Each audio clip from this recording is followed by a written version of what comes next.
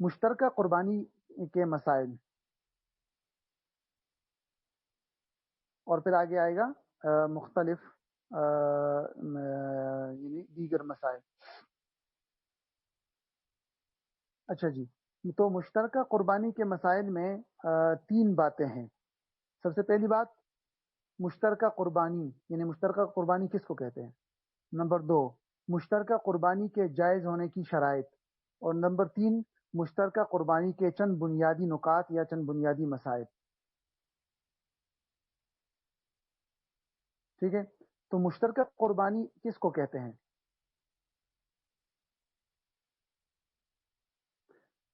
مشترکہ قربانی بڑے جانور میں یعنی گائے، بیل، اونٹ وغیرہ میں شریعت نے زیادہ سے زیادہ 7 حصے یا 7 افراد کی شرکت کو جائز قرار دیا، تو بسا اوقات کسی ایک شریک کی وجہ سے تمام شرکاء کی قربانی بھی ضائع ہو جاتی ہے۔ اس لیے ان تمام مسائل کو آگے جو آ رہے ہیں ان مسائل کو آپ غور سے ذہن میں رکھیے گا۔ تو 7 آدمی تک شریک ہو سکتے ہیں، خواہ رشتہ دار ہو، غیر رشتہ دار ہو، جو بھی ہو، کوئی بھی آدمی ہو، تو یہ اس کو مشترکہ قربانی کہتے ہیں۔ بڑے جانور میں، بکری وغیرہ چھوٹے جانور میں شرکت درست نہیں ہے۔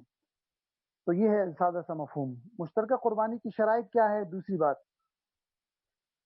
سب سے پہلی شرط یہ ہے کہ جانور بڑا ہو، یعنی گائے، بیل، بھینس، اونٹ، اونٹنی، بڑے جانور جو ہوتے ہیں، پہلی شرط یہ ہو گئی۔ دوسری شرط یہ ہے کہ شرکت جو ہے وہ 7 افراد سے زیادہ نہ ہو، زیادہ سے زیادہ 7 افراد۔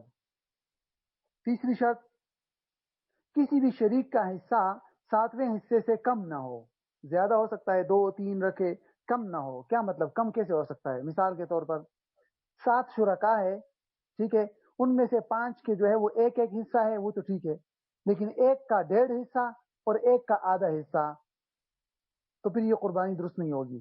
مثال کے طور پر 70,000 کا جانور لیا، ہر ایک نے 10,000 روپے دیے 5 آدمیوں نے، اور باقی 2 آدمیوں میں سے ایک نے 15,000 دیے، ایک نے 5,000 دیے اور کہا میرا آدھا حصہ ہو جائے گا، اور دوسرے نے کہا میرا 1.5 ہو جائے گا، تو یہ قربانی درست نہیں ہے، کیونکہ ایک آدمی کا بیچ میں 7ویں حصے سے کم حصہ ہے۔ ہاں، اگر اس کے پاس پیسے نہیں ہیں اور اس کی طرف سے بطور تبرع اور احسان کے طور پر کوئی اور آدمی کہتا ہے کہ میں آپ کی طرف سے 5,000 روپے مزید دے رہا ہوں، تو پھر کوئی مسئلہ نہیں، پھر تو حصہ اسی کا ہے نا۔ تو اس لیے 3 باتیں ہو گئی یا 3 شرائط، اور ایک شرط یہ ہے کہ کسی بھی شریک کا ارادہ محض گوشت حاصل کرنے کا نہ ہو، قربانی کا ارادہ ہو۔ یہ تو آپ کو پتہ ہے کہ اگر اصل بنیادی مقصد ہی گوشت ہو تو پھر اس کی قربانی درست نہیں ہوتی۔ ٹھیک، 4 ہوگی۔ نمبر 5، کسی بھی شریک کی کمائی حرام نہ ہو، یعنی وہ جو پیسے دے رہا ہے قربانی کے لیے وہ حرام نہ ہو۔ اب اگر کسی کے بارے میں آپ کو معلوم نہیں ہے تو باقاعدہ اس سے پوچھ گچھ کرنا ضروری نہیں ہے کہ بھئی تم نے جو پیسے لائے ہیں یہ حرام ہے حلال ہے، بس آپ نے لگا دیے، اب حقیقت اللہ جانے، لیکن معلوم کرنا ضروری نہیں۔ ہاں، اگر آپ کو کنفرم طور پہ معلوم ہے کہ اس کی کمائی حرام ہے اور ساری کمائی حرام ہے تو اس کو شریک کرنا درست نہیں ہے، ورنہ سب کی قربانی گئی۔ ہاں، اگر کم آمدنی حرام ہے اور زیادہ آمدنی اس کی حلال ہے تو پھر ٹھیک ہے، پھر آپ اس کو شامل کر سکتے ہیں، پھر گنجائش ہے۔ یا اس کی زیادہ آمدنی حرام ہے لیکن اس کو کسی نے ہدیہ کر دیا پیسے، یا قرض اس نے کہیں سے لے لیا وہ دے دیے، پھر بھی گنجائش ہے۔ اور آخری شرط یہ ہے کہ 7 شرکاء میں سے کوئی بھی شریک کافر نہ ہو۔ یہ ہے مشترکہ قربانی کے لیے سمجھ لیجئے کہ بنیادی شرائط۔ اب تیسری بات کی طرف آئیے کہ مشترکہ قربانی کے چند بنیادی مسائل، یہ بہت اہم ہے، اس کو ذہن میں رکھیے۔ پہلا پوائنٹ، شرکت کا وقت کون سا ہونا چاہیے، مطلب جانور میں یہ جو 7 شرکاء کو شامل کرتے ہیں یہ کس وقت شامل کرنا چاہیے؟ جانور خریدنے سے پہلے یا جانور خریدنے کے بعد یا کس وقت؟ تو بہتر تو یہ ہے کہ جانور کی خریداری سے پہلے پہلے جتنے بھی شرکاء ہیں وہ آپس میں جمع ہو جائے اور پھر سب مل کر جانور خرید لے، مطلب خریدنے سے پہلے شرکاء جمع ہو جائے، یہ بہتر ہے۔ لیکن اگر پہلے جانور کو خرید لیا اور پھر کسی اور کو اس میں شامل کر لیا تو اس کی 2 صورتیں ہیں۔ پہلی صورت، جس آدمی نے جانور خریدا ہے وہ صاحب نصاب ہے، مالدار ہے، اور اس نے باقاعدہ یہ نیت کی تھی کہ میں اکیلے اب جانور خرید رہا ہوں لیکن ساتھ میں اور لوگوں کو ساتھ میں شریک کروں گا، تو پھر تو بلا کراہت وہ اور لوگوں کو شریک کر سکتا ہے۔ لیکن اگر اس کی نیت یہ تھی کہ بھئی میں اکیلے اپنے اپنے لیے جانور خرید رہا ہوں تو پھر بھی وہ دوسرے لوگوں کو شریک کر سکتا ہے، لیکن علماء نے لکھا ہے کہ مکروہ ہے پھر شامل کرنا، ناجائز تو نہیں لیکن محض ناپسندیدہ ہے۔ یہ پہلی صورت ہے کہ اگر جانور خریدنے والا کیا ہو، صاحب نصاب اور مالدار ہو، تو اس کے اندر ہم نے کیا کہا کہ اگر دوسرے لوگوں کو شریک کرنے کی نیت تھی تو پھر تو کوئی مکروہ نہیں ہے کسی اور کو شامل کرنا، لیکن اگر نیت نہیں تھی تو پھر شامل کرنا مکروہ ہے۔ دوسری صورت، جس نے جانور خریدا وہ غریب ہے، اس پر قربانی واجب نہیں ہے اور اس نے قربانی کا جانور خرید لیا، تو ایسا شخص اور لوگوں کو ساتھ میں شریک نہیں کر سکتا اگرچہ جانور بڑا ہو۔ خریدنے کے بعد اگر وہ شامل کرے گا تو پھر اس پر لازم ہوگا کہ جن شرکاء سے پیسے حاصل ہوئے وہ سارے پیسے صدقہ کرے، صدقہ کرنا لازم ہے اس پر، قربانی تو ٹھیک ہو جائے گی لیکن وہ پیسے سارے صدقہ کرنا لازم ہوں گے۔ تو یہ ہے قربانی میں شریک ہونے کا وقت سے متعلق چند پوائنٹ۔ اب ایک اور بات سمجھیے، یہ بات تو تقریباً ہو گئی تھی پیچھے کہ بھئی اگر ایک شریک کم پیسے دے رہا ہے دوسرے شریک زیادہ دے رہا ہے تو اس کے لیے ہم نے کیا ضروری قرار دیا کہ دوسرا آدمی اس کی طرف سے دے رہا ہو بطور تبرع اور احسان کے طور پر، تو کوئی مسئلہ نہیں۔ اچھا جی، مشترکہ جانور کے قربانی کا گوشت کیسے تقسیم ہوگا، یہ بھی ہم نے پیچھے بتایا تھا کہ ضروری ہے کہ وزن کر کے تقسیم کیا جائے۔ ہاں البتہ اگر اندازے سے تقسیم کرنا ہو تو 7 حصے اندازے سے کر کے ہر حصے کے اندر سیری پائے اور دل اور یہ چیزیں ڈال دے، اور تو پھر جو ہے مغز وغیرہ یہ ڈال دے تو پھر صحیح ہے اندازے سے تقسیم کرنا۔ اور اگر ایک ہی گھر کے شرکاء ہے سارے ایک ساتھ کھانا کھاتے ہیں تو پھر گوشت تقسیم کرنا بھی ضروری نہیں۔ اچھا جی، اب ایک اور بات ذہن میں رکھیے، یہ بھی جائز ہے کہ بعض شرکاء کی نیت واجب قربانی کی ہو اور بعض شرکاء کی نفل قربانی کی ہو اور بعض شرکاء عقیقے کی نیت کر لے، یہ بھی درست ہے۔ مثال کے طور پر 7 شریک ہے، 4 کی نیت واجب اور فرض قربانی کی ہے، ایک کی نیت جو ہے وہ اپنے بچے کی طرف سے عقیقہ کر رہا ہے، ایک حصہ اس نے رکھا، اور 2 جو ہے وہ ویسے ہی نفلی قربانی کر رہے ہیں اپنے والدین کی طرف سے یا جو بھی ہے نفلی قربانی کر رہے، تو جائز ہے۔ یہ ایک جانور کے اندر مختلف نیتیں جمع ہو سکتی ہے، لیکن ایک حصے کے اندر 2 نیتیں جمع نہیں ہو سکتی، ایک حصے کے اندر 2 نیتیں جمع نہیں ہو سکتی۔ اس کی مثال یہ ہے کہ 7 شرکاء ہے، اس میں سے ایک شریک جو ہے وہ ایک حصہ لے رہا ہے اپنے واجب قربانی کے لیے بھی، اپنے بچے کی طرف سے عقیقہ بھی کر رہا ہے، اپنے والدین کی طرف سے بھی کر رہا ہے، ایک ہی حصے میں نہیں، ایک حصے میں آپ ایک نیت کریں گے، یا واجب یا عقیقہ یا نفل۔ ٹھیک ہے، ایک اور بات، کسی اور کی طرف سے قربانی آپ کر سکتے ہیں اگر اس کی اجازت ہو، یہ تو مطلب کنفرم بات ہے، اس میں تو کوئی مسئلہ نہیں۔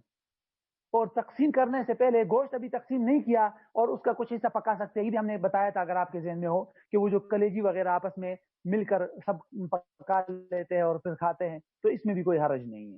تو یہ چند مشترکہ قربانی سے متعلق چند باتیں تھیں۔ کھال سے متعلق بھی میں نے آپ کو بتایا تھا سب شرکاء برابر تقسیم ہوں گے، نہیں، ایک حصے میں 2 نفل کی نیت نہیں کر سکتے، ایک حصے میں 1 نفل کی نیت کر سکتے ہیں آپ۔ ہاں یہ آپ کر سکتے ہیں کہ آپ کہیں گے کہ نبی کریم صلی اللہ علیہ وسلم نے صرف ایک دمبا پوری امت کے لیے ذبح کیا تھا، وہ اس کا مطلب یہ ہے کہ آپ ایک حصے کو اپنی طرف سے قربانی کریں، ایک آپ کی طرف سے، اور پھر اس کے ثواب میں پوری امت کو شامل کرے یا والدین کو شامل کرے، مطلب جتنے بھی لوگوں کو آپ شامل کرنا چاہے ثواب میں شامل کر سکتے ہیں، لیکن اگر باقاعدہ قربانی کرنا چاہتے ہیں کسی کی طرف سے تو پھر آپ ایک کی طرف سے ایک قربانی یا ایک حصہ کریں گے، یہ ذہن میں رکھیے گا۔ تو نبی کریم صلی اللہ علیہ وسلم نے جو پوری امت کی طرف سے کیا تھا وہ ثواب میں سب کو شامل کیا تھا، یہ نہیں ہے کہ صرف ایک بکرا سب کی طرف سے قربانی ہوئی تھی۔ اب آتے ہیں مختلف اہم مسائل کی طرف، یہ 6 بنیادی مسائل ہے، کوشش کرتے ہیں کہ ان کو مکمل کریں، میں خلاصہ بتا دیتا ہوں آپ کو، یہ بہت اہم مسائل ہے۔ پہلا مسئلہ ہے میت کی طرف سے قربانی کرنا، ایک آدمی مرحوم ہے تو اس کی طرف سے قربانی کرنے کا کیا حکم ہے؟ ٹھیک ہے، اس کے لیے آپ 4 باتیں ذہن میں رکھیے۔ نمبر 1، پہلی بات، نبی کریم صلی اللہ علیہ وسلم کی طرف سے یا استاد یا کسی رشتہ دار کی طرف سے، اگرچہ وہ زندہ بھی ہو نا، یہ تو میت کی بات ہو رہی ہے، زندہ بھی ہو تب بھی آپ نفلی قربانی کرنا درست ہے۔ اگر کوئی شخص مر چکا ہے اور اس نے وصیت نہیں کی کہ میری طرف سے آپ قربانی کرے، تو پھر وصیت نہ کی ہو تب بھی ورثہ قربانی کر سکتا ہے، یہ نفل قربانی ہوگی، لیکن یہ لازم نہیں ہے ورثہ پر۔ اگر مرحوم کے ذمے یہ سمجھ لیجئے کہ کوئی وصیت اگر مرحوم نے نہیں کی تو پھر مرحوم کی طرف سے ورثہ پر قربانی کرنا لازم نہیں ہے، یہ ذہن میں رکھیے۔ دوسرا پوائنٹ، مرحوم کی طرف سے اگر آپ نے نفل قربانی کر دی یا مرحوم نے وصیت کی تھی اور آپ نے اس کی طرف سے واجب قربانی کر دی، جو بھی کی، اس کی وجہ سے آپ پر جو واجب قربانی ہے وہ ساقط نہیں ہوگی، آپ بری نہیں ہوں گے. مثلا آپ پر قربانی واجب ہے، ٹھیک ہے، اور آپ نے اپنے والد کی طرف سے قربانی کر دی اور یہ سمجھا کہ چلو بھائی میرے والد کی طرف سے قربانی ہو گئی تو میری طرف سے بھی ہوگی. نہیں، ہرگز نہیں. اگر آپ نے اپنے مرحوم والد کی طرف سے قربانی کی تو بس وہ ان کی طرف سے ہوگی. آپ پر اگر واجب ہے تو آپ کو الگ کرنی پڑے گی.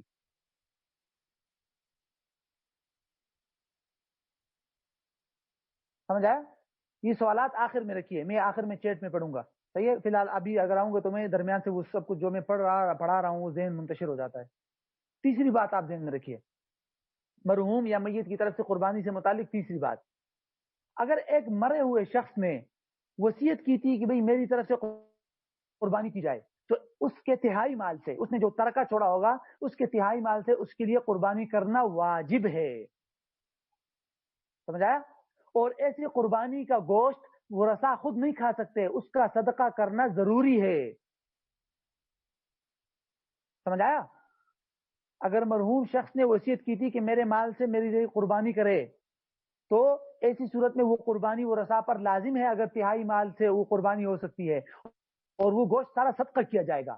لیکن اگر اس نے وصیت نہیں کی، وہ رسا اپنی طرف سے نفلی قربانی کرنا چاہتے ہیں تو کر سکتے ہیں، اور ایسا گوشت سارا صدقہ کرنا ضروری نہیں ہے، وہ خود کھا سکتے ہیں. آخری بات، یہ بہت اہم ہے. اچھا، چند افراد مل کر ایک حصہ خرید کر کسی میت کی طرف سے قربانی نہیں کر سکتے، یا کوئی ایک چھوٹا جانور خرید کر کسی میت کی طرف سے قربانی نہیں کر سکتے. یہ ذہن میں رکھیے. مثال، زید، عمر اور بکر، یہ تین بھائی ہے اور تینوں بھائی یہ چاہتے ہیں کہ 5,000 روپے لگا کر ہم 15,000 روپے کا ایک حصہ خریدیں گے. 5,000 زید دے گا، 5,000 عمر، 5,000 بکر، اور تینوں 5,000 لگا کر 15,000 روپے کا ایک حصہ خرید لیں گے یا ایک بکری خرید لیں گے اور اس کو مرحوم والد کی طرف سے قربانی کر لیں گے. یہ درست نہیں ہے. سمجھ آیا؟ کیوں؟ اس لیے کہ مضحی اصل قربانی کرنے والے تو یہ لوگ ہیں اور یہ تین ہے، تو تین لوگ ایک حصے کو کیسے قربانی کر سکتے ہیں؟ مرحوم کو تو صرف ثواب بخشا جا رہا ہے. اس کی صحیح صورت یہ ہے کہ اس طرح کیا جائے کہ اگر زید، عمر، بکر تین بھائی ہے اور سب 5,000 روپے سے ایک حصہ والد کی طرف سے قربانی کرنا چاہتے ہیں تو اس کی صورت یہ ہے کہ زید اور عمر 5,000 روپے جو ہے وہ تیسرے بھائی کو مالک بنا کر دے دے کہ بھئی یہ آپ کے ہو گئے، اور وہ جو ہے پھر ان 15,000 روپے کی اپنی طرف سے قربانی خرید کر والد کی طرف سے کر دے. تو بات تو وہی ہوگی نا نتیجتاً، لیکن یہ ہے کہ بس وہ جو خرابی ہے اس سے بچ جائیں گے. تو یہ ہے میت کی طرف سے قربانی کے چند مسائل بنیادی. اب آ جائیے نمبر 2 کی طرف، دوسرے ملک میں قربانی کروانا. مثال کے طور پر ایک شخص سعودی عرب میں ہے اور اس پر قربانی واجب ہے. وہ پاکستان میں اپنے گھر والوں کو فون کرتا ہے کہ میری طرف سے آپ لوگ قربانی کر دینا. اب ہوتا تو یوں ہے کہ عموماً وہاں ایک دن پہلے عید ہو جاتی ہے. مثال کے طور پر وہاں جو ہے نا، سمجھ لیجئے کہ اتوار کو یا جمعے کو عید ہے اور پاکستان میں ہفتے کو عید ہے. تو ایسی صورت میں اس کی طرف سے پاکستان میں جب قربانی کی جائے گی تو کس دن قربانی کی جائے؟ سوال سمجھ میں آ گیا نا؟ جب دوسرے ملک میں قربانی کی جائے گی تو کیا کیا خیال رکھنا چاہیے، کن باتوں کا رعایت رکھنی چاہیے؟ اس کے لیے آپ چند باتیں ذہن میں رکھیے. 4 یا 5 پوائنٹ میں آپ کو بتاتا ہوں. پہلی بات، اگر کوئی شخص اپنی قربانی خود کرنے کے بجائے دوسری جگہ یا دوسرے ملک میں کسی اور کو اپنی طرف سے قربانی کا وکیل بناتا ہے اور کہتا ہے کہ میری طرف سے قربانی کر دو، جیسے میں نے آپ کو مثال دے دی تو کہ سعودیہ والا اپنے گھر والوں کو پاکستان میں پورکن کرتا ہے کہ میری طرف سے قربانی کر دو اور انہوں نے کر دی تو یہ جائز ہے. پہلی بات تو یہ کہ کسی اور کے لیے قربانی کرنا اگر اس نے کہہ دیا تو کر سکتے ہیں. پہلی بات تو یہ ہے. دوسری بات، اس کے لیے سب سے اہم اور بنیادی شرط یہ ہے کہ جہاں پر وہ آدمی رہتا ہے نا جس کی طرف سے آپ قربانی کرنا چاہتے ہیں، مثال کے طور پر سعودی عرب میں ہے، جہاں پر وہ ہے اور جس جگہ اس کی طرف سے قربانی کی جا رہی ہے مثلا پاکستان، دونوں جگہ پر قربانی کے 3 دنوں میں سے کوئی نہ کوئی دن موجود ہو. قربانی کے 3 دن ہوتے ہیں نا، 10 ذی الحجہ، 11 ذی الحجہ اور 12 ذی الحجہ. ٹھیک ہے، تو ایسے دن میں یہاں پر جانور ذبح کیا جائے اس کی طرف سے کہ وہاں پر بھی ان 3 دنوں میں سے کوئی نہ کوئی دن موجود ہو اور یہاں پاکستان میں بھی ان 3 دنوں میں سے کوئی نہ کوئی دن موجود ہو. کیا صورت ہو سکتی ہے اس کی؟ اب صورت سمجھے اس کی. پہلی صورت یہ ہے کہ وہاں ہے 11 ذی الحجہ اور پاکستان میں ہے 10 ذی الحجہ اور اس کی طرف سے قربانی ہو گئی تو درست ہے. درست ہے نا؟ بالکل درست ہے. یا وہاں ہے 12 ذی الحجہ اور پاکستان میں ہے 11 ذی الحجہ، قربانی اس کی طرف سے کر دی تو درست ہے، کیونکہ دونوں جگہ قربانی کے دن ہے. لیکن اگر وہاں ہے 13 ذی الحجہ اور پاکستان میں 12 ذی الحجہ، اس کی طرف سے قربانی یہاں نہیں ہوگی. اگرچہ یہاں عید کے مطلب قربانی کے دن موجود ہے آخری دن، لیکن وہاں دن نکل چکے ہیں. سمجھ آ گیا؟ تو یہ ہے اس کی بنیادی اور اہم بات ہے، اس کو ذہن میں رکھیے گا. اور اس کی وجوہات کیا ہے، دونوں جگہ عید کے دن کیوں ہونا ضروری ہے، اس پر دلائل موجود ہے. دلائل کو یہاں اگر ڈسکس کریں گے تو کچھ لوگوں کو ذہن میں بھی نہیں آئے گا کہ یہ کیا ہو رہا ہے بھائی، نفسی وجوب کس کو کہتے ہیں، وجوب ادا کس کو کہتے ہیں. تو خلاصہ اگر کسی کے ذہن میں ہے وہ بیٹھ سکتا ہے تو میں بتا دیتا ہوں کہ وقت جو ہوتا ہے نا، وقت یہ قربانی کے نفسی وجوب کا سبب ہے. نفسی وجوب کا سبب ہے، یعنی کسی انسان پر قربانی کا نفسی وجوب تب ہوتا ہے جب وقت ہوتا ہے. تو جب اگر کسی پر وقت ہی نہیں آیا اور آپ نے اس کی طرف سے قربانی کر دی تو اس پر تو قربانی کا نفسی وجوب ہی نہیں ہوا تھا، تو وجوب ادا کیسے ہو جائے گا؟ یا اگر وقت نکل چکا ہے تو قربانی قضا ہو گئی، تو جب قربانی قضا ہو گئی اب اس کی طرف سے ادا تو نہیں ہو سکتی. سمجھ آیا؟ تو اس کے دیگر اگر آپ کو دلائل چاہیے تو پھر مجھ سے الگ رابطہ کیجیے گا، یہاں ہم دلائل کو ڈسکس نہیں کر سکتے مزید تفصیل کے ساتھ، لیکن بنیادی بات میرے خیال میں آپ کے ذہن میں آ گئی ہوگی. ٹھیک ہے کہ بنیادی اور اہم شرط کیا ہے کہ دونوں جگہ عید کے 3 عید مطلب قربانی کے 3 دنوں میں سے کوئی نہ کوئی دن موجود ہو. ایسا نہ ہو کہ پاکستان میں قربانی کے دن نکل چکے ہو یا وہاں پر دن نکل چکے ہو تو پھر قربانی نہیں ہوگی. ٹھیک ہے، چلے بھائی آگے آ جائیے تیسری بات کی طرف.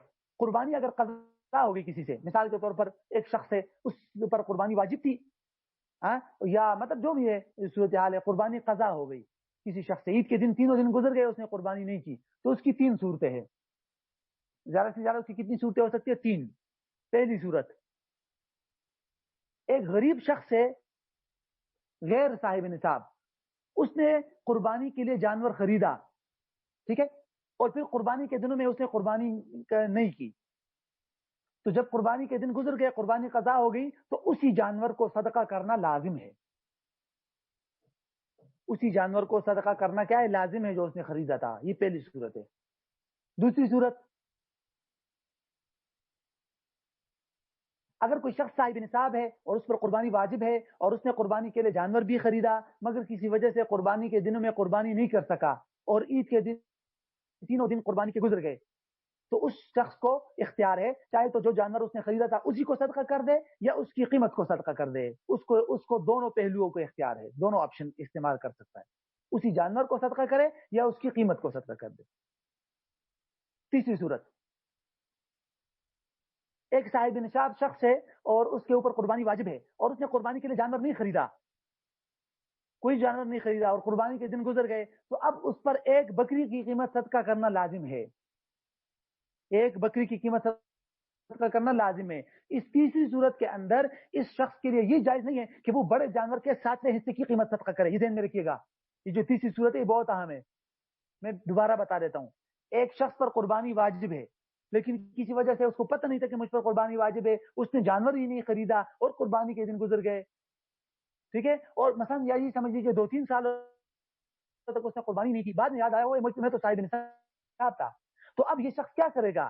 ہر قربانی کی طرف سے ایک بکری کی قیمت صدقہ کرے گا، قربانی کے بڑے جانور کے 7ویں حصے کی قیمت صدقہ نہیں کر سکتا. یہ پوائنٹ ذہن میں رکھیے کیونکہ اس کو دم میں شمار کیا جاتا ہے اور 7ویں حصے میں صرف قربانی کی اجازت ہے. تو یہ ہے خلاصہ قربانی اگر قضا ہوگی تو اس کے مسائل کا. ٹھیک ہے، یہ 3 پوائنٹ ذہن میں آ گئے. اب آتے ہیں نمبر 4 کی طرف. قربانی کا جانور اگر گم ہو جائے یا ہلاک ہو جائے تو پھر کیا کریں گے؟ آپ نے جانور خریدا تھا اور آپ سے گم ہو گیا، چوری کر لیا کسی نے یا غائب ہو گیا یا مر گیا، تو کیا کیا جائے؟ کتنی صورتیں بنتی ہے اور کیا حکم ہے؟ تو بنیادی طور پر اس کی 2 صورتیں بنتی ہے. 2 صورتیں ہیں، اس کو ذہن میں رکھیے گا. پہلی صورت، ایک شخص ہے اس پر قربانی واجب تھی، صاحب نصاب ہے، قربانی واجب تھی اور اس نے قربانی کے لیے جانور خرید لیا، پھر وہ جانور مر گیا یا گم ہو گیا. دونوں صورتوں میں اس پر واجب ہے کہ دوسرا جانور خرید کر قربانی کرے، اس پر دوسرے جانور کی قربانی لازم ہے. سمجھ آیا؟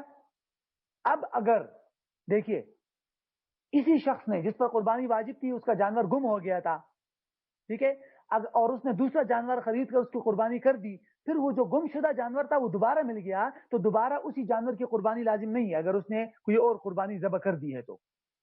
یہ پہلی صورت ہے. سمجھ آ گیا؟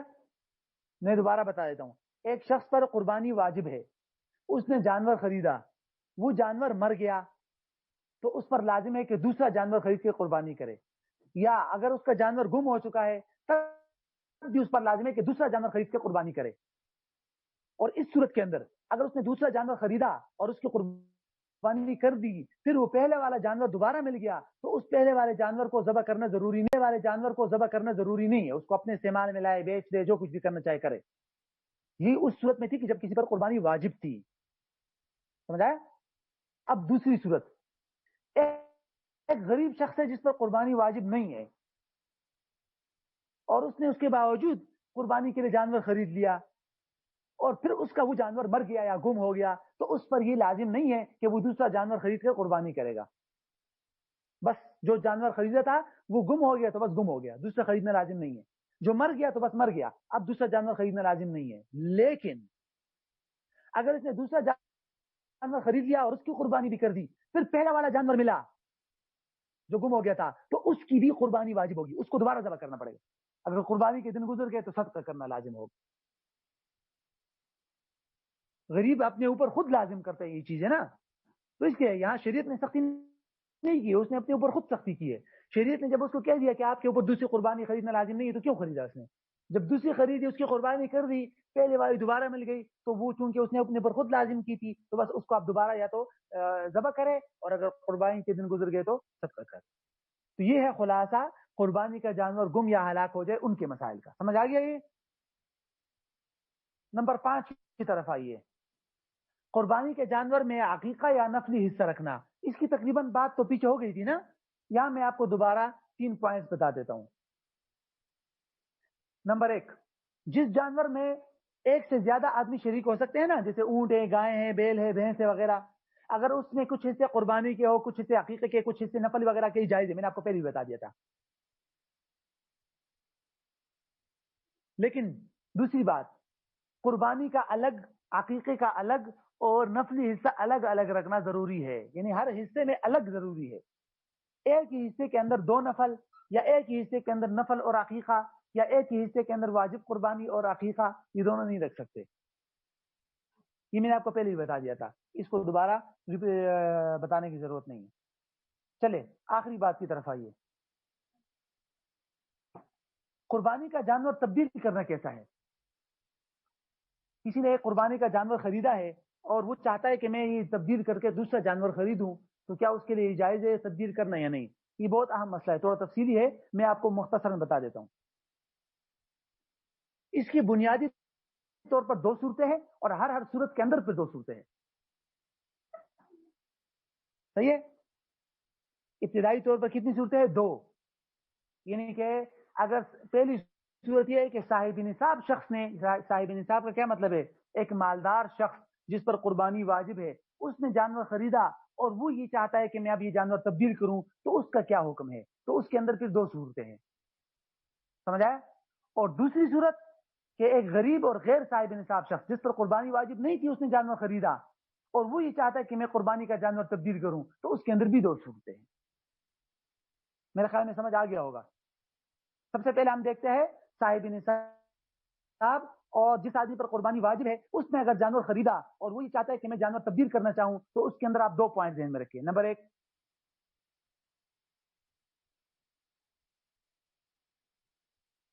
اگر صاحب نصاب شخص یا جس پر قربانی واجب تھی، اس نے قربانی کی نیت سے جانور خریدا یا کسی بڑے جانور میں کوئی حصہ خریدا، تو اس آدمی پر اسی جانور کی قربانی لازم نہیں ہے کہ اسی جانور کی قربانی کرے، بلکہ وہ اس کی جگہ پر کوئی دوسرا جانور خرید کر یا کوئی دوسرا حصہ تبدیل کر کے قربانی کر سکتا ہے بلا شک و شبہ.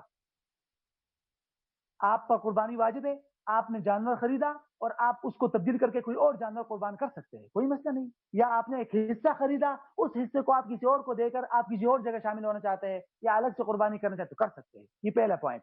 اب دوسرا پوائنٹ، اسی صاحب نصاب شخص کے سے متعلق دوسرا پوائنٹ. کہتے ہیں اگر کوئی عذر نہ ہو تو نہیں فروخت کرنا چاہیے، تبدیل نہیں کرنا چاہیے، لیکن اگر تبدیل کر دیا اور درمیان میں آپ کو قیمت کی بچت ہوگی تو اس کا کیا کرے؟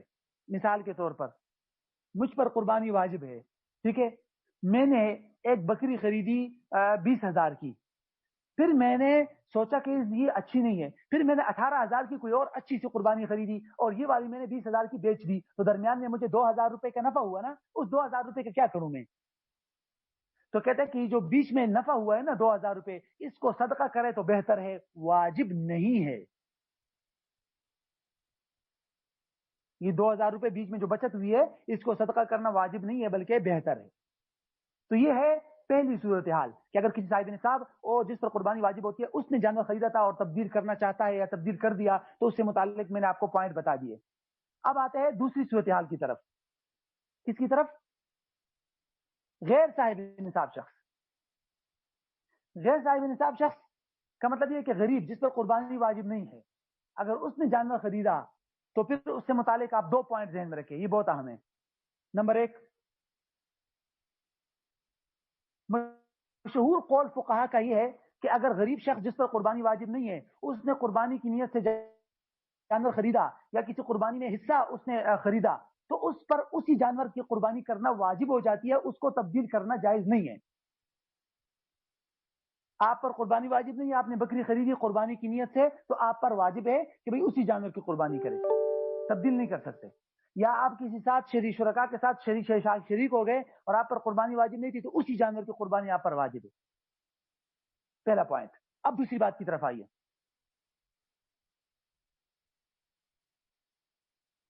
بعض فقہا نے یہ گنجائش دی ہے کہ اگر غریب اور غیر صاحب نصاب شخص نے قربانی کی نیت سے جانور تو خریدا لیکن زبان سے باقاعدہ الفاظ ادا کر کے اپنے اوپر اس جانور کی قربانی لازم نہیں کی، یعنی زبان سے ہی نہیں کہا کہ میں اللہ کے لیے اس جانور کی قربانی کروں گا یا میرے اوپر لازم ہے، اس طرح کے الفاظ زبان سے نہیں کہے، صرف اور صرف نیت کی تھی، تو پھر بعض فقہا نے گنجائش دی ہے کہ ایسا شخص اگرچہ صاحب نصاب نہ بھی ہو اس کے لیے گنجائش ہے کہ اس جانور کو تبدیل کر سکتا ہے۔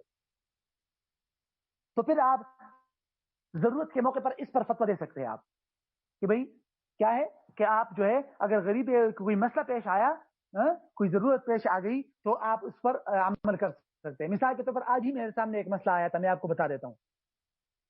آج ایک مسئلہ پیش آیا، مسئلہ یہ پیش آیا کہ بھئی ایک جانور ہے، بڑا جانور، اس میں 7 شرکا جمع ہو گئے، ٹھیک ہے جی، اس میں 6 ایسے ہیں جن پر قربانی واجب ہے اور ایک آدمی ایسا ہے جس پر قربانی واجب نہیں ہے، وہ غریب ہے، ٹھیک ہے، اور انہوں نے ایک جانور خریدا، چلے بھائی ہو گیا بات۔ اب ہوا اس طرح کہ اس جانور میں عیب پیدا ہو گیا جس کی وجہ سے اس جانور کی قربانی درست نہیں ہو سکتی۔ اب کیا کرے؟ اگر ہم مالداروں کو دیکھتے ہیں تو اس کا تقاضا یہ ہے کہ اس جانور کو تبدیل کر سکتے ہیں تبدیل، جیسے میں نے آپ کو ابھی بتا دیا۔ اور اگر غریب والے کو دیکھتے ہیں تو جو فقہا نے فرمایا ہے کہ بھئی غریب پر اسی جانور کی قربانی واجب ہے، وہ تبدیل نہیں کر سکتا، تو اس کو اگر آپ دیکھیں گے تو کیا تقاضا ہے کہ بھئی اس جانور کو تبدیل نہ کرے، اسی عیب والے جانور کو ذبح کرے، ہے کہ نہیں؟ لیکن ایسی صورتحال میں آپ کیا کریں گے؟ آپ گنجائش دے دیں دوسرے علماء کے فتوے کے مطابق کہ بھئی غریب کو انہوں نے گنجائش دی ہے تبدیل کرنے کی، لہذا تبدیل کر کے کوئی بے عیب جانور خریدے۔ بھائی سمجھ آیا؟ تو یہ ہے جانور کے تبدیل کرنے سے متعلق۔ اور ایک اور نقطہ، اگر غریب نے قربانی کا جانور مثلا بکری خریدی، پھر اس کو بیچ کر اس نے کوئی اور بکری خریدی، درمیان میں جو قیمت بچے گی وہ قیمت صدقہ کرنا لازم ہے، مالدار پر لازم نہیں تھا، غریب پر لازم ہے۔ تو یہ ہے خلاصہ، سمجھ آ گیا اس کا؟ ابھی میں چیٹ دیکھتا ہوں، اس کے بعد پھر آپ کے سوالات دیکھتا ہوں۔ غریب پر صدقہ کیوں ہے اگر جانور خریدیا؟ وجہ یہ ہے نا کہ غریب پر شریعت نے قربانی واجب نہیں کی، تو جب شریعت نے واجب نہیں کی تو اگر غریب اگر خود خریدتا ہے اور اپنی زبان کے ذریعے اپنے اوپر قربانی واجب کرتا ہے تو یہ منت کی طرح ہو جائے گا، نظر اور منت کی طرح، تو نظر اور منت واجب ہو جاتا ہے، ہوتا ہے کہ نہیں؟ تو ایسے ہی ہے، ہوتا ہے کہ نہیں؟ تو ایسے ہی یہاں پر بھی واجب ہے، غریب پر بھی پھر واجب ہو گیا، اس نے اپنے اوپر خود واجب کر دیا۔ اگر اور کوئی سوال ہو تو کر لیجئے، 2-3 منٹ میں کر لیجئے۔ السلام علیکم ورحمۃ اللہ وبرکاتہ۔ وعلیکم السلام ورحمۃ اللہ۔ جی صاحب، ایک سوال یہ ہے کہ ایک شخص جو صاحب نصاب ہے، جس کے پاس 7 تولہ سونا ہے، اور اس نے اس سونے کو بیچ کے قربانی کا جانور خریدا، اور وہ جانور گم ہو گیا. اب جو قربانی کے جو جانور خریدا اس کے بعد اس نصاب سے تو نیچے آ گیا کیونکہ اس نصاب کے حصے میں سے اس نے جانور خریدا. بس ٹھیک ہے, اب پھر نہ خریدے, جانور پھر نہ خریدے. ٹھیک, پھر نہ خریدے. کیوں؟ وجہ سمجھیے. فقہاء نے لکھا ہے کہ قربانی کا نصاب کا اعتبار ہوتا ہے قربانی کے 3 دنوں میں. اگر کوئی شخص 12 ذی الحجہ کے بالکل عصر سے تھوڑی دیر پہلے 1 گھنٹہ پہلے ابھی سورج غروب ہونے سے پہلے تک صاحب نصاب تھا اور آخری 1 گھنٹے میں اس کا نصاب سارا چوری ہو گیا تو بس اس سے قربانی ساقط ہو گئی. تو ایسی یہاں عام والی صورت بھی ہے کہ جانور اس نے خریدا تھا وہ گم ہو گیا تو غیر صاحب نصاب ہو گیا. جب غیر صاحب نصاب ہو گیا دوبارہ جانور خریدنا لازم نہیں. السلام علیکم ورحمۃ اللہ وبرکاتہ. وعلیکم السلام ورحمۃ اللہ. مفتی صاحب میرا ایک سوال ہے. ہم نے تو پہلے سنا تھا کہ اگر غریب آدمی پر قربانی واجب نہیں ہے, جو صاحب نصاب نہیں ہے, جی, اس نے اگر کوئی جانور خریدا اور اس کا جانور گم ہو گیا یا جانور مر گیا تو اس کے اوپر دوبارہ جو ہے قربانی کرنا لازم ہے. نہیں. اور جو امیر آدمی ہے تو اس نے اگر جانور اس کا گم ہو گیا یا تو جانور گم نہ ہوا بلکہ وہ مر گیا تو اس پر اب نہیں ہے. اس کی کیا وجہ تھی؟ الٹ ہے, آپ غلط سمجھے ہیں. دیکھیے سمجھیے, اب مالدار پر تو اس کے صاحب نصاب ہونے کی وجہ سے قربانی ہے. اگر ایک جانور گم ہو گیا تو قربانی نہیں ہوئی اور وہ ابھی تک صاحب نصاب ہے تو ٹھیک ہے بھائی قربانی کرو. تو قربانی کا مر گیا وہ ابھی تک صاحب نصاب ہے تو بھائی قربانی کرو, تمہاری قربانی تو نہیں ہوئی. لیکن جہاں تک غریب کی بات ہے, غریب پر شریعت نے قربانی واجب نہیں کی, اس نے اپنے اوپر خود اس متعین جانور کی قربانی واجب کی تھی. تو جب وہ متعین جانور گم ہو گیا جس کی قربانی اس پر واجب تھی تو اب نیا جانور کیوں خریدے؟ شرعی لحاظ سے وہ صاحب نصاب نہیں ہے تو نیا جانور خریدنا لازم نہیں ہے. اور جس کی اس نے اپنے اوپر قربانی لازم کی تھی وہ جانور گم ہو چکا ہے, لہٰذا اس پر نیا قربانی لازم نہیں ہے. السلام علیکم ورحمۃ اللہ وبرکاتہ. مفتی صاحب ایک نیا مسئلہ پیش آیا ہے کہ ایک شخص فوت ہوا ہے, اس کے کچھ بیٹے ہیں, 3 مثلاً بیٹے ہیں, ان میں ایک جو ہے وہ بالغ ہے اور بقیہ 2 غیر بالغ ہیں. تو ابھی تک ان کا جو مال ہے آپس میں تقسیم نہیں ہوا, تو کیا اس جو بالغ ہے اس پر قربانی واجب ہے؟ کیا وہ ان نابالغ کے مال سے قربانی کر سکتا ہے؟ نہیں, کیا وہ قربانی کرے گا؟ ظاہر ایسا سارا مشاع ہے تو نابالغ کا ایسا بھی قربانی کرنا لازم آئے گا. ہاں یہ تو ہے, لیکن دیکھیں نا اس میں الگ سے ان کی ملکیت میں اگر الگ الگ پیسے ہیں نا تو مشترکہ مال سے پیسے نہ لگائے, اپنی الگ الگ ملکیت سے پیسے لگا لے نا. مثال کے طور پر ٹھیک ہے جائیداد میں تو سب مشترک ہے لیکن بالغوں کے جیب میں وہ مشترک مال کے علاوہ اپنے پیسے بھی ہوں گے, اس کے ذریعے جانور خرید کر قربانی کر سکتے. اگر ایسا ہو مفتی صاحب اگر ایسا ہو کہ بالغ کے پاس اپنی ملکیت میں اتنے زیادہ پیسے نہ ہوں, اگر وہ مشترک دیکھا جائے تو پھر اس کی ملکیت میں پیسے آتے ہیں تو پھر کیا صورت ہوگی؟ صورت کرے کہ بھئی ایسی صورتحال میں پھر مثلا مشترکہ مال سے پیسے لے لے, کچھ پیسے مثال کے طور پر 1 لاکھ روپے لے لیے مشترکہ مال سے, اس 1 لاکھ روپے کو آپس میں شرعی اصولوں کے مطابق تقسیم کرے, ٹھیک ہے, اور نابالغ کے پیسے اس کے حوالے کر دے یا اس کے جو والدہ ہوگی یا جو بھی اس کا نگران ہے اس کے حوالے کر دے, اور باقی اپنے اپنے حصے میں جو پیسے آئے اس سے قربانی کرے. ٹھیک ہے, جزاکم اللہ خیر.